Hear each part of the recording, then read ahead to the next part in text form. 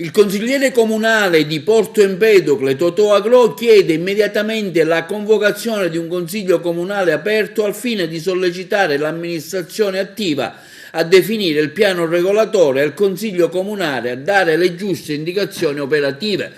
Per il consigliere comunale Agrò ormai da troppo tempo la città di Porto Empedocle è priva del nuovo piano regolatore generale. In questa circostanza impedisce ogni minima iniziativa di valorizzazione del territorio e inoltre una delle cause dell'impoverimento dell'economia locale.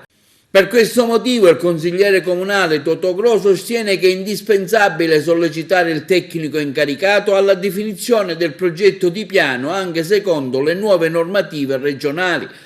La Regione infatti ha sostituito la vecchia concezione del piano regolatore generale con la nuova impostazione di PUG, piano urbanistico generale, che consente il rilancio e la valorizzazione dei territori comunali e apre così nuove positive prospettive e potenzialità per l'economia empedoclina, per la crescita occupazionale e per tutto l'indotto collegato al comparto dell'edilizia.